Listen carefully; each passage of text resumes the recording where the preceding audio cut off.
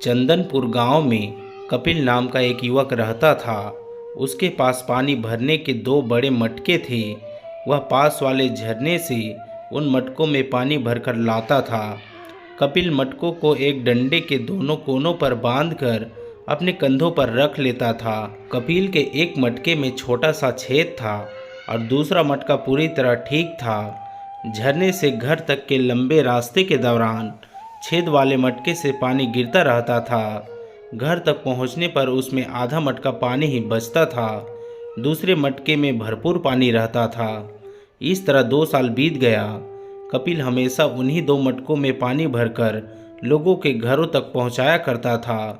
कुछ समय बाद बिना छेद वाले मटके को अपने कार्य के कारण घमंड हो गया। उसने अपने साथी मटके से बात करना बंद कर दिया। यह देखकर छेद वाले मटके को अपनी किस्मत पर रोना आ रहा था। वह अपने इस अधूरेपन पर बहुत शर्मिंदा हो रहा था। छेद वाला मटका दिनों दिन इस चिंता के कारण घुटता जा रहा था कि उसे यथासंभव जितना काम करना चाहिए वह उसका केवल आधा भाग ही कर पा रहा था। बिना छेद वाला मटका छेद वाले मटके को इस बात का ताना दिया करता था कि वह अपना काम ठीक से नहीं कर रहा था।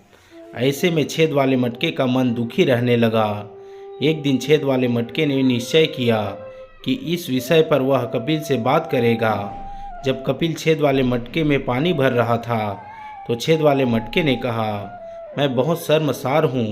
आप पूरा पानी भर कर ले जाते हैं, लेकिन घर तक पहुँचने पर मेरे भीतर आधा पानी ही रह जाता है। आप मुझे फेंक कर पानी भरने के लिए नया मटका ले लें। कपिल ने देखा कि छेद वाला मटका बहुत उदास है, दुखी भी लग रहा है।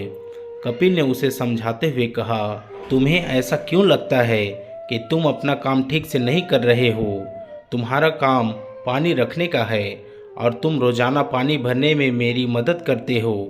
छेद वाला मटका बोला, लेकिन मैं उतना पानी नहीं रख पाता जितना एक साबुत मटके में आता है। आपको मुझे ढोने में पूरी मेहनत करनी पड़ती है, जबकि पानी केवल आधा मिलता है। कपिल ने मुस्कुरा कर कहा, क्या तुमने कभी देखा कि वापसी के रास्ते में तुम्हारी तरफ फूल खिले रहते हैं, जबकि साबुत मटके की ओर एक भी फूल नहीं खिला होता? मुझे पहले ही तुम्हारी इस कमी का पता था, इसलिए मैंने तुम्हारे वापसी के रास्ते में फूलों के कुछ बीज बो दिए। जब हम वापस लौटते हैं तो कुछ अनजाने में ही उन्हें सींचते हुए आते हो। कपिल की बातें सुनकर छेद वाले मटके को बहुत हैरानी हुई। वह उसे गौर से देखने लगा। कपिल, मैं उन फूलों को घर ले जाकर उनसे सजावट करता हूँ। अगर तुम ना होते तो मुझे इतनी सुंदर फूल कभी भी ना मिलते। साबुत मटका उन दोनों की बातें सुन रहा था। उसे एहसास हुआ कि वह अपनी उपलब्धियों पर घमंड करते हुए कितनी बड़ी गलती कर रहा था। प्रत्येक इंसान में कोई ना कोई गुण अवश्य छिपा होता है, लेकिन उसे देखने के लिए हमें सचेत होना चाहिए। दोस्तों, आशा करता हूँ कि यह कहानी आपको अच्छी ज़रूर लगी होगी और भी ऐसे बेहतरीन कहानियों के लिए हमारे YouTube चैनल को सब्सक्राइब कर लीजिए।